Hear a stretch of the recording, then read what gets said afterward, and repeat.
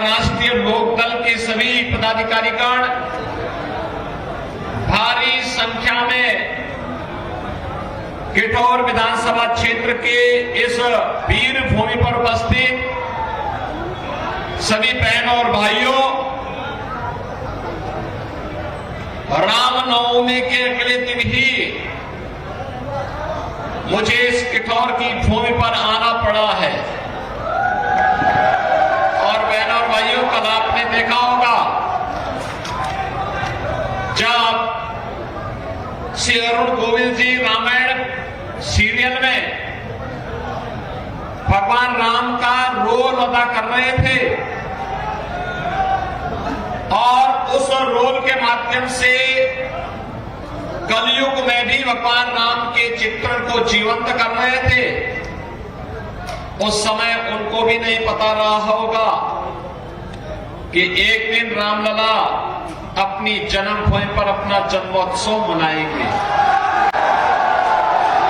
और क्या संजोग है कि जब अरुण गोविल मेरठ हापुड़ लोकसभा सीट से प्रत्याशी बने, उसी वर्ष 500 वर्षों का इंतजार समाप्त करते हुए रामलला भी अपनी जन्मभूमि पर अपना जन्मोत्सव मना रहे हैं। बहनों और भाइयों, अयोध्या में रामलला का जन्मोत्सव, और कल आपने देखा होगा सूर्यवंशी राम भगवान सूर्य की किरणों से उनका तिलक और अभिषेक किस रूप में हो रहा था, यह भी पूरे देश और पूरी दुनिया को अभिभूत कर रहा था। बहनों और भाइयों, ये जो आप देख रहे हैं, जो आपने कल देखा है, जो आपने 22 जनवरी को देखा है, जो आपने 2020 में देखा है, पहले शिलान्यास हुआ,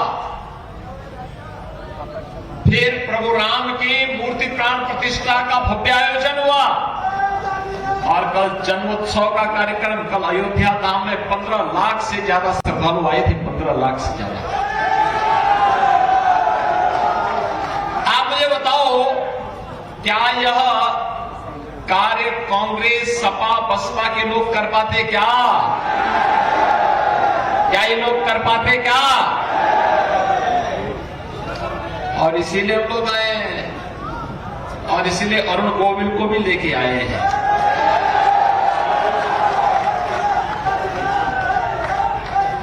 देखो, जितना भी ये हो रहा है, 1857 में धन सिंह कोतवाल ने, बहनों और भाइयों, देश की स्वाधीनता के लिए अपनी नौकरी को ठुकरा करके देश के अमर बलिदानियों की श्रेणी में खड़ा होकर के देश की स्वतंत्रता का उद्घोष किया था। उन महापुरुषों का जो सपना था, वह सपना एक ही था कि तेरा वैभव अमर रहे मां, हम दिन 4 रहे न रहे। वे अपने लिए नहीं जिए थे, अपने परिवार के लिए नहीं जिए थे, उनका जीवन देश के लिए था, इस देश के लिए था, देश की स्वाधीनता के लिए था, आने वाली पीढ़ी के उज्जवल भविष्य के लिए था। और इस वर्तमान पीढ़ी का यह सौभाग्य है कि जो सपना इस देश के क्रांतिकारियों ने, अमर बलिदानियों ने देखा था, उस सपने को आज साकार होते हुए हमारी वर्तमान पीढ़ी देख रही है।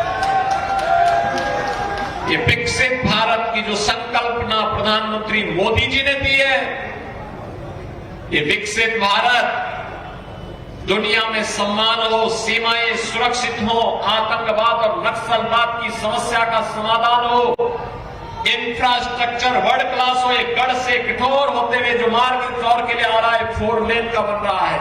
कोई कल्पना करता था? मेरठ से दिल्ली का 12 लेन का expressway, rapid rail, sports university, one district one product में यहां के स्पोर्ट्स आइटम को वर्ल्ड में भेजने का कार्य, ग्लोबल बनाने का काम जो हुआ है। और बहनों और भाइयों, आज जो आपके यहां माहौल परिवर्तन देखने को मिल रहा है, ये जो इंफ्रास्ट्रक्चर है, मेरठ में भी हम लोग मेट्रो भी देने जा रहे हैं। ये जितने कार्य, ये 14 के पहले कल्पना थी। और गरीब कल्याणकारी योजनाओं की तो कोई सानी नहीं। आप सोचिए, 1947 में भारत स्वतंत्र हुआ, पाकिस्तान भी स्वतंत्र हुआ। पाकिस्तान के पास संख्या कम गई लेकिन क्षेत्रफल ज्यादा गया। और बहनों और भाइयों, भारत 80 करोड़ लोगों को 4 वर्ष से फ्री में राशन दे रहा है, अगले 5 वर्ष तक जारी रहेगा। और पाकिस्तान, भारत की आबादी है 140 करोड़, 80 करोड़ लोग फ्री में राशन प्राप्त कर रहे हैं। और पाकिस्तान की आबादी है 22 करोड़ और लोग वहां भूखों मर रहे हैं, भूखों मर रहे हैं वहां। भारत का विभाजन करके पाकिस्तान बना, भारत का समृद्ध क्षेत्र, और ज्यादा भूमि भी गई, लेकिन वहां भूखों मर रहे हैं। और भारत की सरकार अपने 80 करोड़ लोगों को फ्री में राशन की सुविधा का लाभ दे रही है। जितना पाकिस्तान की आबादी नहीं, उससे ज्यादा लोगों को पिछले 10 वर्ष में गरीबी रेखा से ऊपर करने में मदद मिली है भारत के अंदर। बहनों और भाइयों, 60 करोड़ गरीबों को फ्री में 5 लाख रुपए की स्वास्थ्य बीमा का कवर। और हमने तो उत्तर प्रदेश में भी किया कि आयुष्मान कार्ड किसी का अगर नहीं बना है, हमारा विधायक या सांसद या स्वयं पीड़ित व्यक्ति एक एप्लीकेशन भी भेज देता है ना कि मैं बीमार हूं, मेरे परिवार में फलाना बीमार है, मेरी स्थिति नहीं कि मैं उपचार करा सकूं। हम लोग जिन 50 करोड़ लोगों का जनधन अकाउंट प्रधानमंत्री मोदी जी ने खुलवाया है, उस अकाउंट में सीधे पैसा भेजने का काम कर देते उन लोगों के पास। बहनों और भाइयों, 50 करोड़ लोगों के लिए जनधन अकाउंट, 12 करोड़ गरीबों के लिए, 12 करोड़ किसानों के लिए प्रधानमंत्री किसान सम्मान निधि का लाभ, 12 करोड़ गरीबों के घर में शौचालय का लाभ, 10 करोड़ गरीबों को उज्ज्वला योजना का फ्री में सिलेंडर, 4 करोड़ गरीबों के फ्री में मकान, सिर ढकने के लिए एक प्रधानमंत्री आवास योजना का मिल जाना, 2.5 करोड़ गरीबों के घर में फ्री में बिजली का कनेक्शन मिल जाना। ऐसी ढेर सारी योजनाओं का लाभ भी प्रधानमंत्री मोदी जी के नेतृत्व में भारत के प्रत्येक नागरिक को उपलब्ध कराया गया। और बहनों भाइयों, ये जितना परिवर्तन हुआ है, चाहे वह सम्मान बढ़ा हो, सुरक्षा बढ़ा हो, आपकी आस्था का सम्मान हुआ हो, विकास के बड़े बड़े कार्य हुए हैं, ये सभी कार्य हुए हैं देश के यशस्वी प्रधानमंत्री नरेंद्र मोदी जी के नेतृत्व में। बहनों और भाइयों, मैं इसीलिए आपसे कहने के लिए आया हूं, क्या कश्मीर में धारा 370 कांग्रेस, सपा या बसपा के लोग हटा पाते क्या? और ये धारा 370 ही नहीं हटती तो आतंकवाद भी समाप्त नहीं होता। क्या 3 तलाक की कुप्रथा को सपा, बसपा और कांग्रेस के लोग समाप्त कर पाते क्या? अगर नारी सशक्तिकरण का कार्य किसी ने किया है तो भारतीय जनता पार्टी ने किया है, मोदी जी ने किया है। उनको उज्ज्वला योजना का कनेक्शन भी दिया है, उनके प्रत्येक गरीब के घर में शौचालय भी दिया है, और साथ साथ 3 तलाक की कुप्रथा को हमेशा के लिए बैन भी कर दिया है। अयोध्या में राम मंदिर का निर्माण क्या ये सपा, बसपा और कांग्रेस के लोग कर पाते क्या? बहनों और भाइयों, 2017 के पहले इस क्षेत्र में हर दूसरे तीसरे दिन दंगा होता था, कर्फ्यू लगता था। आज देखो कर्फ्यू नहीं है, आज तो कावड़ यात्रा तेरे धूम धड़ाके के साथ निकल रही है ना। कोई रोक रहा है क्या? कोई रोक रहा है क्या? आज व्यापारी भी सुरक्षित है और बेटी भी सुरक्षित है, आस्था का भी सम्मान है। ये सभी कार्य जो हो पा रहे हैं, कैसे हो रहे हैं मालूम है ना? क्योंकि भारतीय जनता पार्टी की सरकार है और मोदी जी देश के प्रधानमंत्री हैं।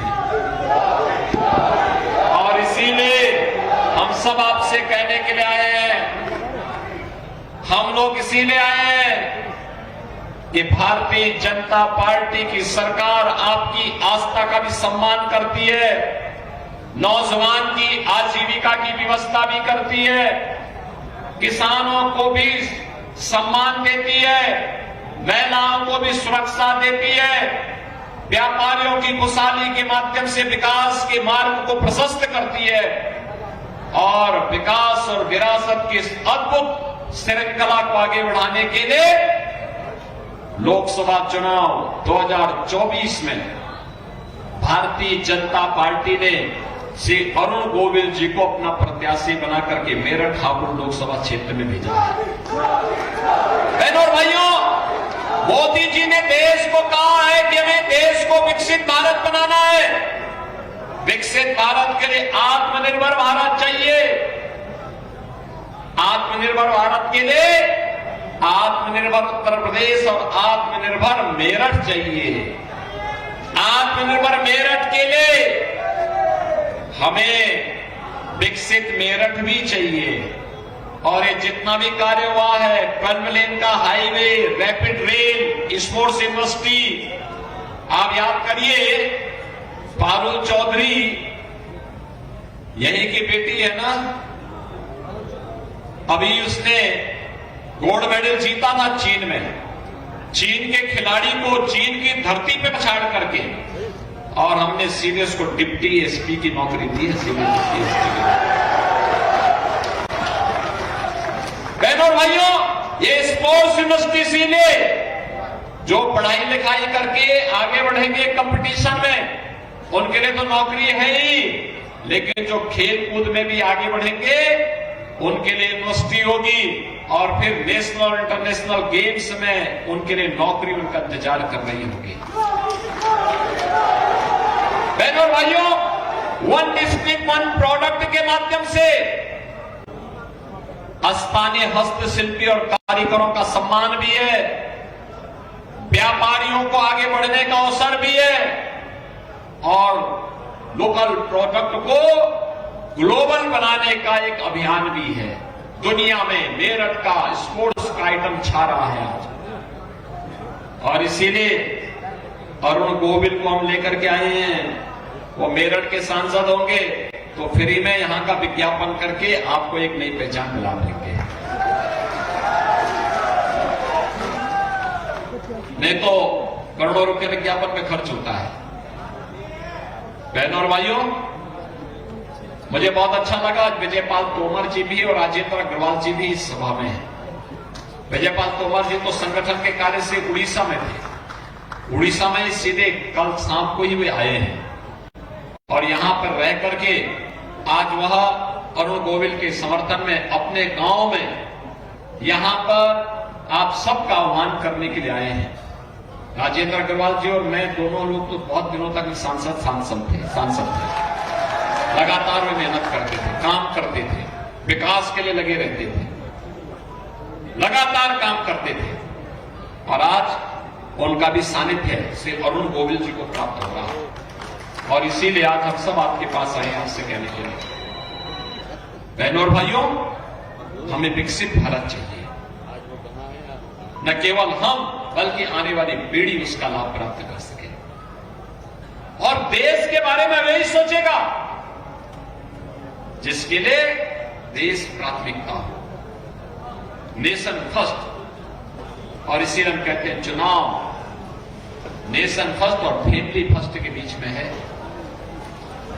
जिन लोगों के लिए परिवार महत्वपूर्ण है, बहनों और भाइयों, वे लोग इस चुनाव में सपा, बसपा, कांग्रेस की बात कर रहे होंगे, लेकिन जिनके लिए राष्ट्र प्रथम है, नेशन फर्स्ट है, वे भारतीय जनता पार्टी के प्रत्याशी का समर्थन करते हुए पूरी मजबूती के साथ काम कर रहे हैं। और इसलिए पूरे देश के अंदर एक आवाज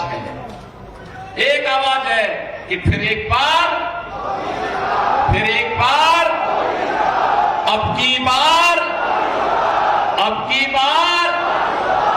और बहनों और भाइयों, जिसने कल भगवान सूर्य तिलक देखा होगा, वे सबके मुंह से एक शब्द जरूर निकलना होगा कि जो राम को लाए हैं, सब सहमत है ना? सब सहमत है ना? सभी लोग सहमत हैं। और यहां पे तो भगवान राम के रोल को जीवंत करने वाले स्वयं श्री अरुण गोविल आपके प्रत्याशी बनकर के आए हैं। अरुण गोविल बनकर के घर घर जाएंगे, घर घर जाकर के 26 अप्रैल के लिए कमल चुनाव चिन्ह पर वोट देने के लिए लोगों का आह्वान करेंगे। सभी लोग करेंगे। मैं आपसे यही अपील करने के लिए आया हूं। चुनाव के दौरान प्रत्याशी से अपेक्षा करना कि घर घर आएंगे, गांव गांव आएंगे, कठिन होता है। एक संसदीय क्षेत्र में 2000 से अधिक गांव पड़ते हैं, वार्ड अलग है। बहनों और भाइयों, अत्यंत कठिन होता है एक एक गांव में जाना, एक एक वार्ड में जाना। पार्टी के भी कार्यक्रम होते हैं, संगठन की योजना रचना होती है, उसी में इंटरव्यू होते हैं, उन्हीं में तमाम अन्य कार्यक्रम होते हैं, प्रबंधन होता है। और इसी आप सबसे अपील होगी, मोदी जी का प्रतिनिधि बनकर, स्वयं अरुण गोविल बनकर के घर घर जाकर के भारतीय जनता पार्टी के समर्थन में आपको कमल चुनाव चिन्ह पर वोट देने के लिए लोगों को प्रेरित करना होगा। तैयार हैं? सभी लोग तैयार हैं? सभी लोग तैयार हैं? अरुण गोविल को भारी बहुमत से विजयी बना के भेजेंगे, भारी बहुमत से। तो फिर मेरे साथ बोलेंगे, भारत माता की, भारत माता की, भारत